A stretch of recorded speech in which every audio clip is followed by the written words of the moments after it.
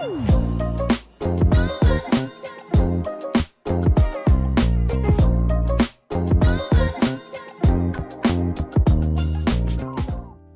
los años 50, Violeta Parra caminaba por los campos del sur de Chile recopilando cantos campesinos. Mientras otros artistas miraban hacia afuera, hacia las grandes galerías de Europa, ella miraba hacia adentro, hacia su origen. Muchas veces le dijeron que su arte era anticuado, que no servía para las radios, ni mucho menos para las galerías. Pero a ella no le importaba.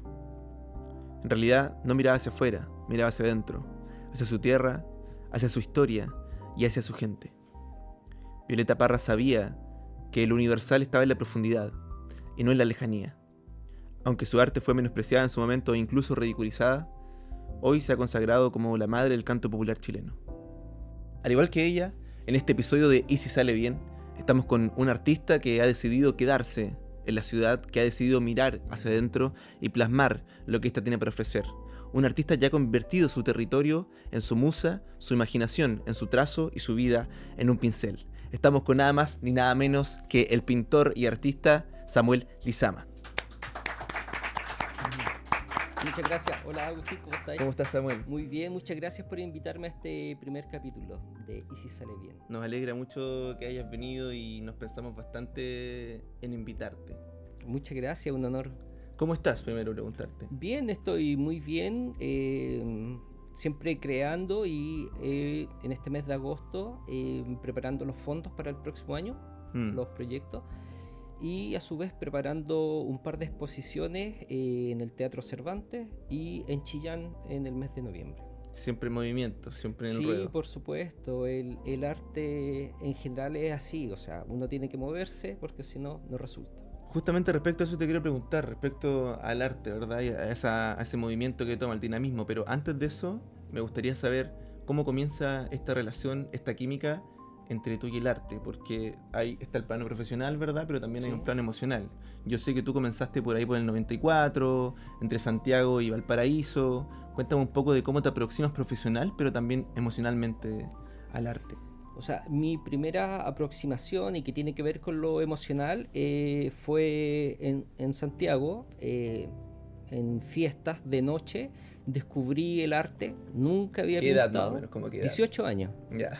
Nunca... ¿A esa edad empezaste a salir o de No, antes? mucho antes. Mucho antes. Sí, no, a esa edad descubro la pintura y nunca había pintado, entonces fue algo que calmó mis emociones. Creo que era una etapa oscura en mi vida y pudo darle un bálsamo a lo que yo estaba viviendo. ¿Fue algo intuitivo en primera instancia? Sí, totalmente intuitivo en primera instancia, pero al día siguiente, digamos, quise buscar conocimiento y me anoté al tiro en un taller de la biblioteca de mi barrio. ¿Hubo alguien que te impulsó a esa decisión o que en el proceso de este taller te motivó a seguir pintando? O sea, el principal impulso para mí era llevar la contra. Ya. A lo que se me había planteado, a la idea de lo que era crecer, el futuro y todas esas cosas. Entonces, Cuando hablas de etapa oscura, ¿te refieres a esos cuestionamientos? no, me refiero a una etapa personal, emocional muy, muy oscura. Se había producido un quiebre en mi familia y estábamos en eso, viviendo esa herida. Y un poco esto lo subsana, ¿no? Sí, por supuesto. Esto emerge como una medicina para mí. Me di cuenta que el hecho de pintar me hacía sentir bien, olvidar lo que estaba pasando y de alguna forma, que algo que se habla mucho, alejarme de los periodos de depresión. Sí. ¿Recuerdas el primer artefacto o trabajo que tú dijiste, wow, soy un poco consolidando tu imagen de artista, ¿no? Como que dijiste, soy esto que hago también. Yo creo que fue el proceso, o sea, curiosamente comienzo a pintar y no paro más. Entonces, al poco tiempo, yo creo que un par de meses, me invitaron a una primera exposición colectiva en la misma biblioteca donde participábamos de los talleres, y ahí me di cuenta que sí, porque eso era lo que me gustaba ese aire del arte, el sentirse artista, el mostrar, el dialogar, el compartir con colegas.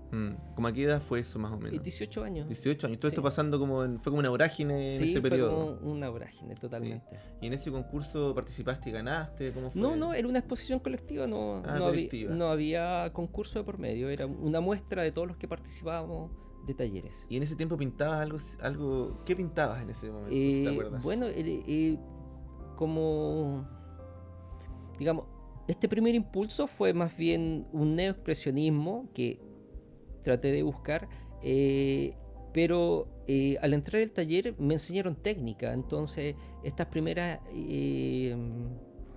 pinturas eran más bien estudios.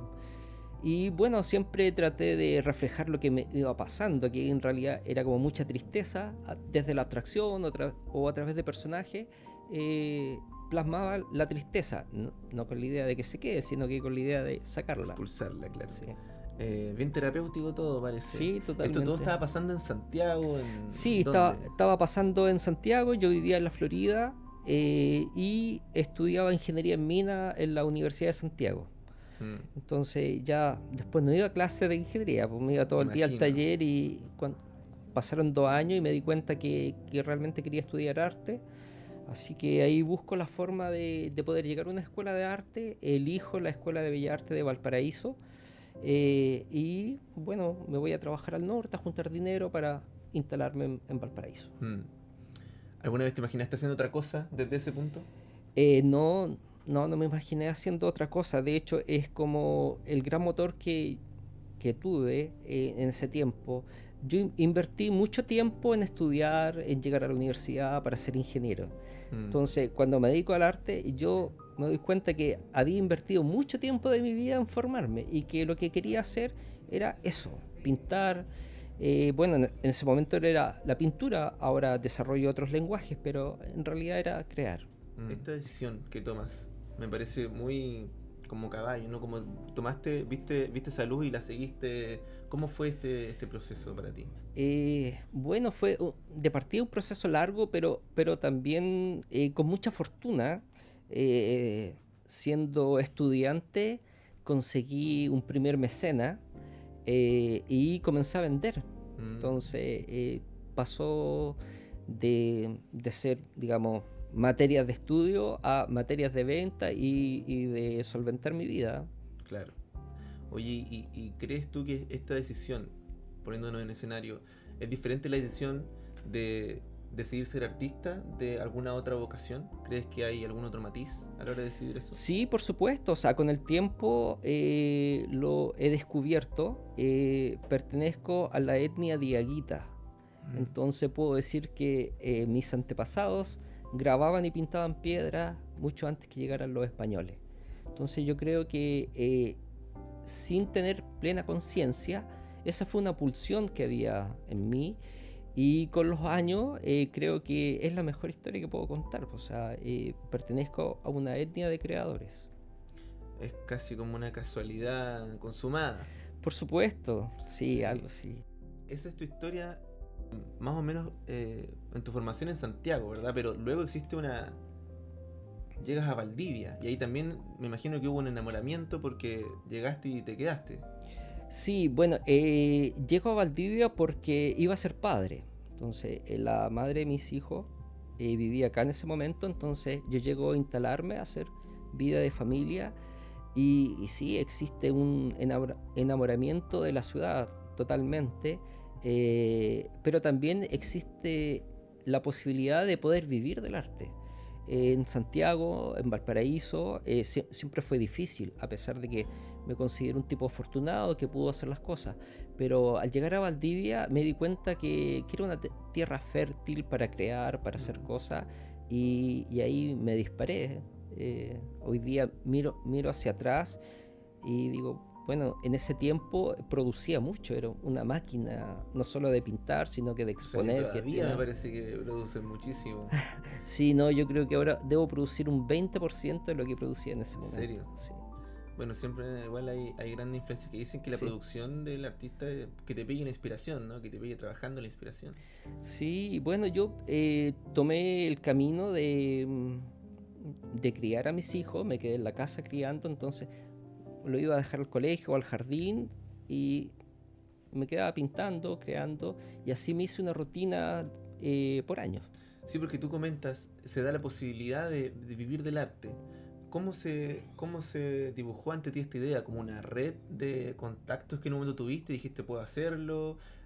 ¿O simplemente te viste produciendo tanto y dijiste se puede realizar? Porque también estabas en proceso de crianza, de formar familia. Sí, no, mi principal deseo era vivir de esto. Entonces buscaba la forma, tempranamente entendí que yo tenía que ir a los espacios, digamos, a la institución y a las personas, que las personas y las instituciones no iban a ir a mí a buscarme. Entonces, el primer año trabajé en una empresa de computación en el centro de Valdivia y aprovechaba la instancia de conocer gente para ofrecer mi obra y también propuestas de talleres. Así que mi mente, a pesar de que en algún momento realicé otra labor, estaba en eso, en estar volcado completamente al arte. Claro. A mí me llama mucho la atención esta impronta de los talleres que tienes tú. Cuando te sitúas en Valdivia, plantas tu taller que no hace mucho cumplió ya 19 años, ahora vas por los 20 ya me imagino, y quería saber cómo fue este proceso también de montar el taller. ¿Fue algo paulatino o tomaste la decisión también de conformarlo? Bueno, hay varias historias que puedo relatar. Lo primero es que cuando uno enseña, va reafirmando lo que sabe. Y en el caso mío de trabajar con niños, yo tenía que simplificar ese conocimiento para poder entregarlo a un niño. Entonces, me hacía muy bien y me hace muy bien hasta el momento. Ahora, en lo específico, el taller lo fundo en el año 2006 y vivíamos en un barrio donde no había niños y tenía una hija de 6 años, 6, 7 años. Entonces decido abrir el taller con la idea de que lleguen niños, de que mi hija pueda interactuar con otros niños que en el barrio no habían. Entonces se da esa doble función. Como dos pájaros de un tiro. Dos pájaros de un tiro. Sí. Oye, y justamente ahí quiero que me lleves como a esta escena del taller abierto, que es también lo que nos interesa mucho conocer aquí en Y si sale bien, que es un programa que surge también de la revalorización de los errores, ¿cierto? Como de tomarle peso a ese aprendizaje. Entonces me gustaría que me lleves por tu taller abierto. ¿Cómo es un día de trabajo artístico para Samuel Lizama? Bueno, si hablo desde el presente, tengo la costumbre de despertar muy temprano y me gusta estar a las 8:30 ya aproximado creando. ¿Es la mejor hora para ti? O sea, siento que tengo más energía y estoy más despierto. Ya. Hace 20 años atrás, ¿era diferente? Tenía mucho más energía, podía levantarme a las 4 de la mañana. En realidad me levantaba a las 4 de la mañana. Y desde ahí comenzaba a crear. Sí, siento que tengo más energía y siempre tengo obras en proceso. Entonces bajo mi taller y me encuentro o una pintura en proceso o un grabado que estuve trabajando en la noche. Y me voy sumergiendo. A rato tengo que dejar secar la pintura, entonces me doy vuelta, puedo hacer un boceto y así va avanzando el día. Ahora, también uno tiene que hacer gestión, entonces hay momentos en que me detengo en el computador o tengo que escribir o programar. Entonces son varias labores que voy haciendo durante la mañana. Bueno, siempre acompañado de un café que me encanta. Sí, y de un gatito igual, ¿no? Sí, no, el Veno, el gato, Veno. el Veno, sí. Siempre aparece ahí como inspiración, igual parece ser. Sí, somos compañeros, en realidad con el tiempo descubrí un apego a los felinos, me gustan mucho y vivimos los dos, nos acompañamos. Sí. Hablando de elementos, ¿qué es lo que te inspira a la hora de crear o de aproximarte a una obra? Porque a mí me parece peculiar esto igual de poder volver a la obra cuando está en proceso, ¿no? Que uno podría pensar que se desliga de repente de las obras, pero tú vuelves. ¿Qué te inspira? Sí, lo primero es decir que yo siento que una obra siempre está en proceso. Nos vemos obligados a terminarla, no sé, porque tenemos una exposición o porque hay alguien que la va a comprar, pero creo que podemos volver eternamente a un trabajo. Ahora, a mí que me inspira, hay distintas etapas, o sea, he pasado etapas donde he vivido económicamente de la pintura de paisaje, otra etapa donde he vivido de la abstracción o el grabado. Entonces voy pasando por distintas etapas. Ahora, si pudiera decir que hay algo que me atrae, que me insta, es hacer cosas que no hacen el resto. Si yo veo que hay algo que es tendencia, que se está haciendo, que se está vendiendo, yo no lo hago. Y así en todos los lenguajes que practico de las artes. Me gusta sentir que estoy aportando, aunque se dice mucho que ya está todo hecho, que todo es un refresco de algo que ya se vio, pero a mí me motiva sentir que estoy haciendo algo nuevo. Oye, tengo aquí algo preparado. Tengo esta imagen que rescaté de por ahí. Ah, sí. Un Samuel Lizama juvenil. Ese es de mi primera exposición. Sí. Probablemente haya sido Eso el quiero mismo día. hay que contarlo bien, eso. Eso quiero que me des contexto de esta fotografía. ¿Qué estaba pasando por la mente del Samuel Lizama de esta época? Sí, no, bueno, vivía con mis hermanas. Ya. Y mi papá trabajaba por lo general fuera de Santiago. Entonces mi responsabilidad era preocuparme que mis hermanas fueran al colegio, tener la comida lista y pintar durante la tarde. En el tiempo libre. En el tiempo libre. Y por las noches carreteaba mucho. Algo que a lo mejor se puede ver mal, pero en realidad No, a los 18 años sí, uno puede carretear mucho. Y yo lo hacía y en espacios donde había arte, había cultura, o sea, carreteábamos, bailábamos, no sé, bebíamos, pero... Esto era como principios de los 90. Sí, principios de los 90.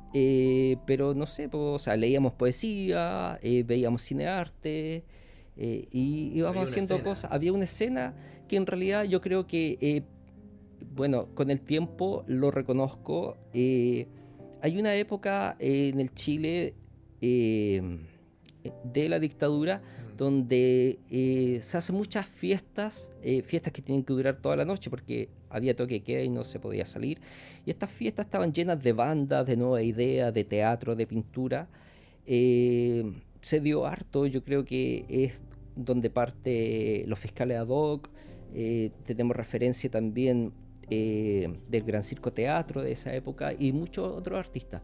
Ahora, esto queda dando vueltas en la ciudad y yo creo que de alguna forma heredo o soy parte de esta herencia de lo que ellos proyectaron, o sea, de conocer el arte en otro contexto, no en el contexto del museo, no en el contexto de la biblioteca, sino que en el contexto de vivir, de desconectarse de lo que estaba sucediendo.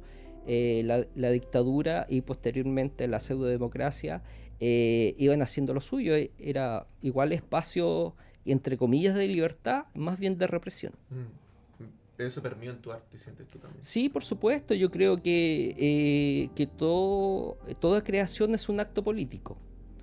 Entonces, yo soy súper consciente de lo que me tocó vivir, de lo que vivió este país y de lo que tengo que hacer. O sea, no estoy aquí para complacer, digamos, a la institucionalidad. Yo estoy aquí para crear, para hacer lo que quiero hacer. Perfecto. Justo mencionábamos Fiscales ad hoc. Y acá tengo otra imagen de archivo, me vas a disculpar.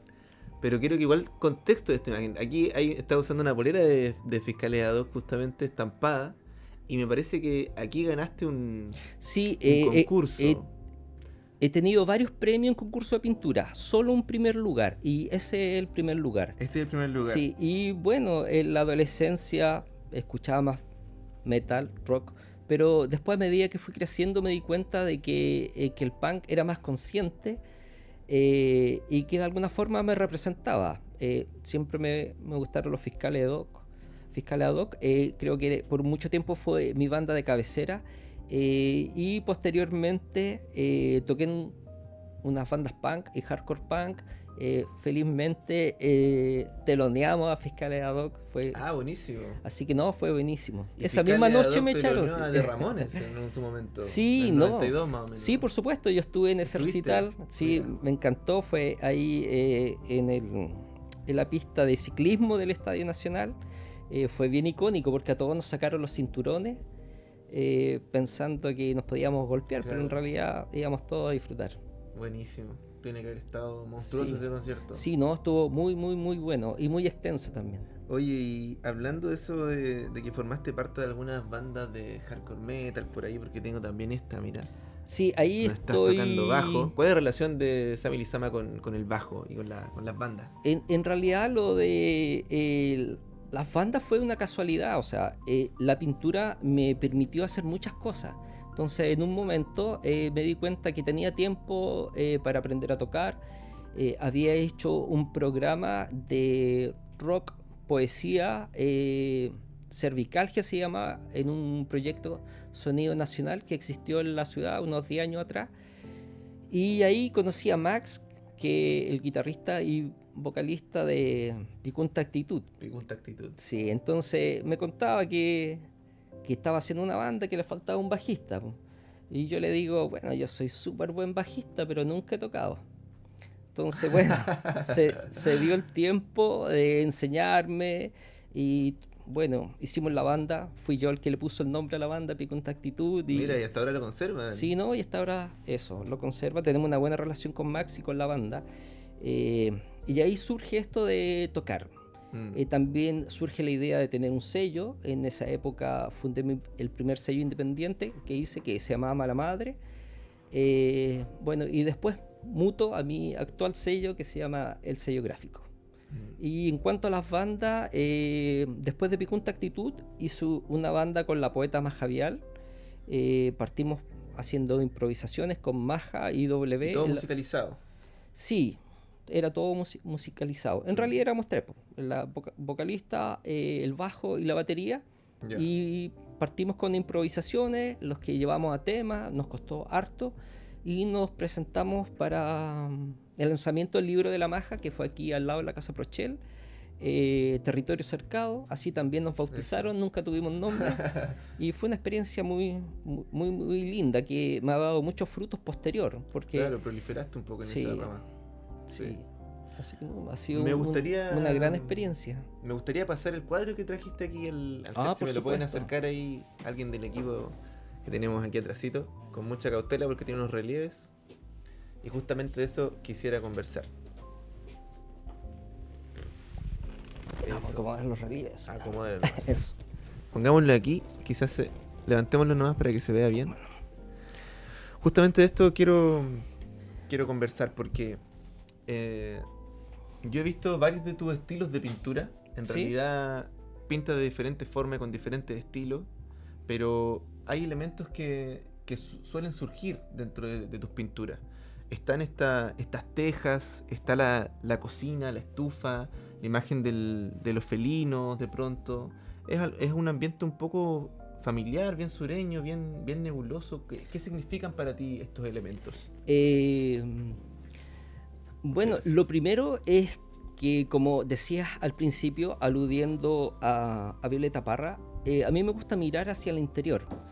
Y creo que en este mundo que sucede en el interior, que puede ser mi taller, hay muchas cosas para ver.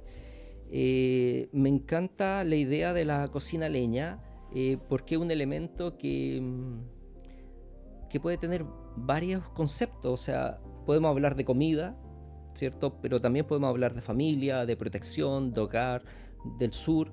Entonces siento que es muy potente y que puedo trabajarlo de muchas maneras.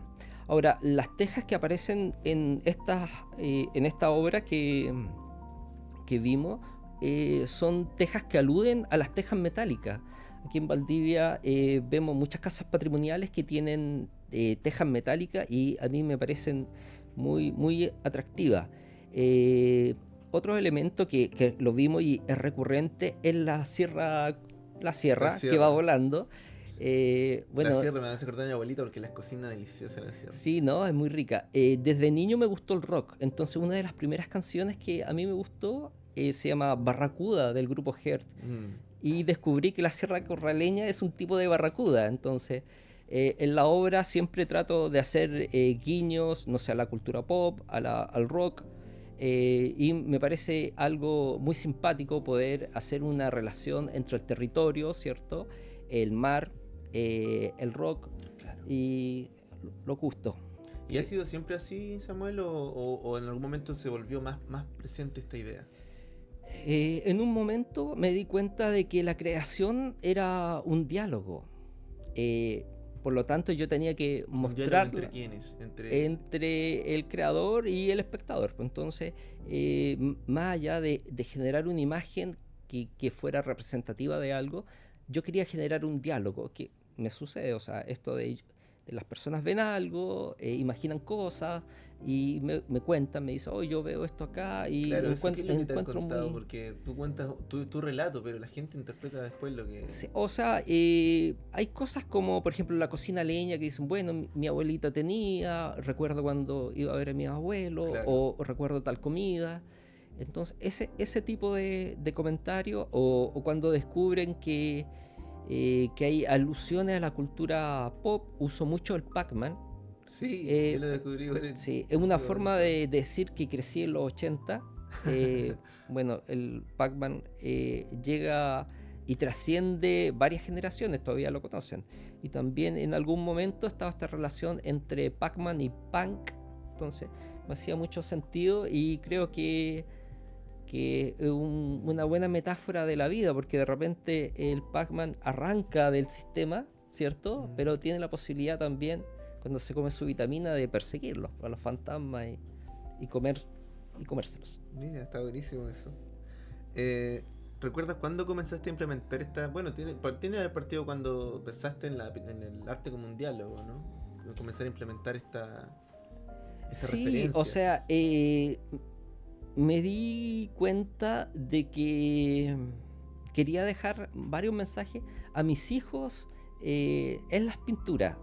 Entonces comencé de esa forma a usar metáforas que ellos pudieran descubrir con los años y entender el punto de vista que tenía, porque o sea, ahora todos felices después de muchos años con lo que uno hace, pero en realidad uno siempre está criticado, siempre está en la palestra, siempre te están apuntando cuando decides hacer algo que no es lo establecido. Y ser papá y criar y dedicarse a la pintura no es lo que promueve este sistema.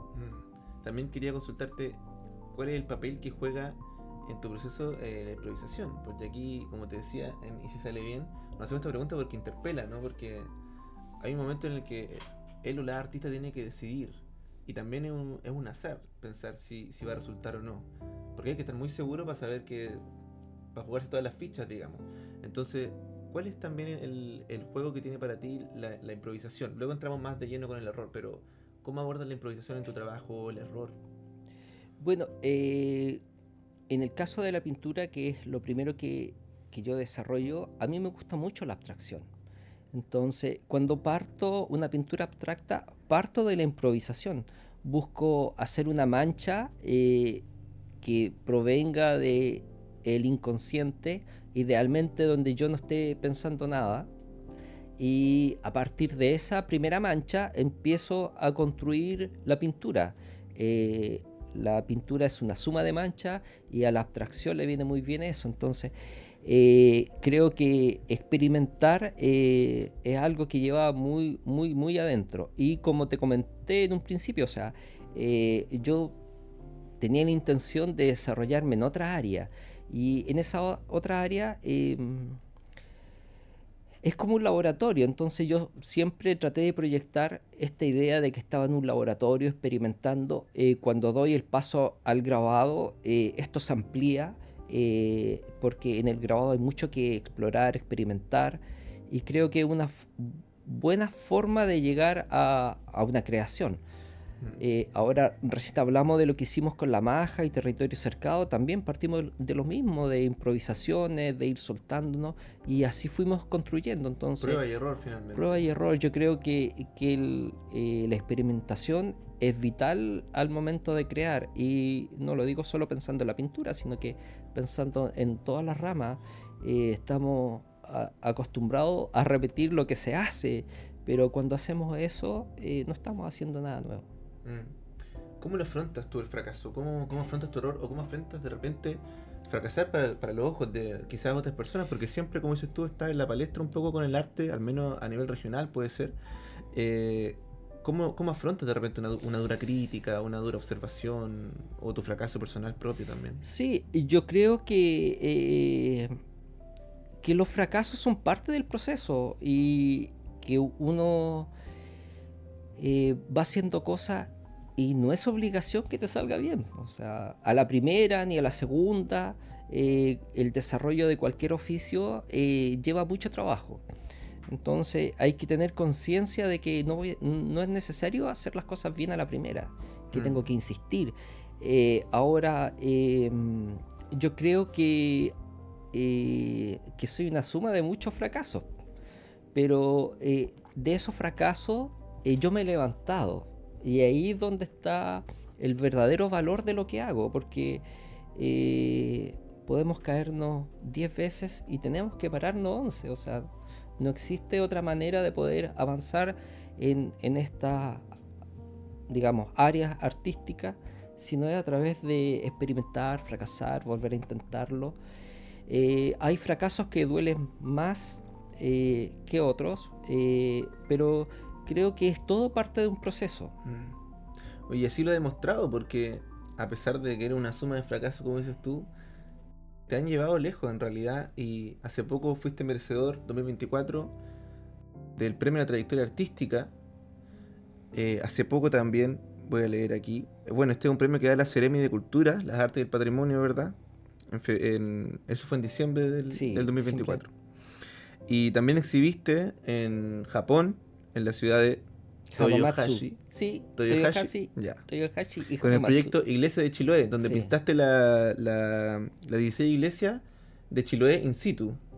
Sí, bueno, es raro decirlo. Yo creo que con el tiempo uno puede acomodar todo esto, los triunfos y fracasos, y generar una estructura sólida que nos dé un piso. Pero estas experiencias se dieron hace años, se gestaron, y yo creo que ahora tienen valor. O sea, no es primera vez que pongo en Japón, ahora hay relevancia, eso, y las cosas van sucediendo y uno tiene que ir viviéndolas. Sí, a mí me parece muy valorable el hecho de pensar que con todo tu ecosistema artístico que formaste aquí, llegaste tan lejos, como a nivel de distancia me refiero. Y además expusiste hace poco también en Santiago, en la Galería Salustiano Casanova, en la muestra 30 años de creación. ¿Qué significa esto al pensar en periodo de tiempo? Porque claro, tú dices en un momento no te lo imaginaste, no fue tan relevante, pero ahora es como un englobamiento de la carrera. ¿Cómo se siente? Sí, no, se siente muy bien. O sea, cuando, bueno, por una parte, a ti te dicen que no vas a llegar a ningún lado con lo que estás haciendo, Claro. y después de los años, eso, ese insistir, ese llevar la contra, dar resultados, es súper gratificante. Ahora, cuando tú proyectas una carrera artística, tienes que pensar en varios lugares. O sea, siempre es importante salir, no sé, pues ir a la capital, por así, o exponer en el lado institucional. Yo creo que es parte de cómo uno construye la carrera. Ahora, lo que yo hago no solo eso, sino que a mí me interesa salir a las comunas, ir a los lugares apartados, o meterme a un CEFAM, un CECOF con mi trabajo. Creo que el valor está en todas partes. Ahora, lo mediático, lo institucional, le da valor a eso, que uno también le da valor, pero en realidad no es todo. ¿Hubo algún momento donde pensaste que esto quizás no llegaría? Porque ahora mismo puede sonar quizás más rimbombante, ¿no? Como de Japón y 30 años de historia, que es sin duda grande, pero también debe haber algún momento en el que hayas dicho como no sé si resulte, no sé si esto vaya a llegar. ¿Ya había afrontado esa realidad, esa posibilidad? Sí, por supuesto, eso es un cuestionamiento que siempre está. O sea, con los años va desapareciendo, porque uno dice, bueno, hay logro, puedo vivir de esto, puedo hacer cosas. Entonces, de alguna forma desaparece.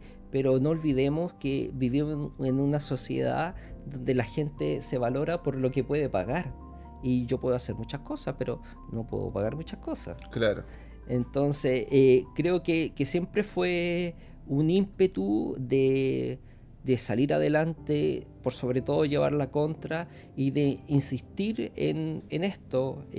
Como te dije hace un momento, invertí mucho tiempo de mi vida estudiando algo que yo no sabía que me iba a gustar o que lo iba a desechar. Entonces, creo que desaproveché mucho tiempo de mi vida y que a esto tenía que concentrarme y darle hasta la última. Trajiste algo. Me gustaría Sí, aprovechar este momento del traje programa para revisarlo. que es un catálogo, un libro que sacamos el año pasado, que es parte de la muestra 30 años de creación. Les dejé uno de regalo también para el Eso. set. Eso, y traje para mostrarlo. ¿Qué es lo que contiene? ¿Qué se puede esperar dentro? ¿Y dónde lo pueden encontrar? Bueno, es un compendio de los proyectos más importantes que he desarrollado, tiene algo de la historia de mi carrera, y tiene también obras del periodo y también obras de este último periodo, de estos últimos años. Eh, Hablando de años, quiero hacerte una pregunta un poco como en vocería de ¿Mm? quizá personas jóvenes que quieran perseguir una carrera artística. Algo que hayas aprendido durante estos 30 años que creas que es de gran consistencia, una filosofía, por así decirlo, de cómo... Sí, por supuesto, mira, tengo varias y las voy renovando, pero en este último tiempo creo que cuando uno trata de irse por el camino corto, en realidad se hace más largo. Ahora, dicho de otra forma, o como yo lo digo coloquialmente, cuando uno se hace el vivo, en realidad se está haciendo el tonto. Y creo que eso es aplicable al trabajo, a la gestión, a cómo uno se desarrolla. Tenemos que darle consistencia a lo que hacemos, entonces no podemos estar acortando los tiempos, los procesos y también la relación con el entorno, la institucionalidad y el territorio. ¿Qué es lo que te hace seguir creando hoy? Bueno, la verdad es que estoy en una etapa semi de reposo, y estoy pensando en crear otras cosas. Me hace seguir creando ese deseo de aportar, de entender que finalmente he llegado a un momento de mi vida, de mi trabajo, donde sé que hay una huella, que he dejado una huella, entonces esa huella no la puedo abandonar. Si bien estoy concentrado en hacer otro tipo de cosas, no precisamente crear, está ligado a la creación. Tengo un sello independiente, el sello gráfico. Estamos a punto de sacar un EP con la banda Pez Perro, que es de Valdivia y San José de la Mariquina. Entonces estoy concentrado en eso, en aportar, en producir, en generar dinámicas de creación que no sean necesariamente mi creación. Vamos decantando el podcast ya, pero tengo una pregunta que surge también a raíz de nuestro nombre. ¿Qué es para Samuel Lizama que algo salga bien? Wow. Bueno, tengo distintas miradas. Hasta hace un tiempo pensaba que plantearse una meta y llegar a esa meta por el camino planteado, eso era que salga bien las cosas.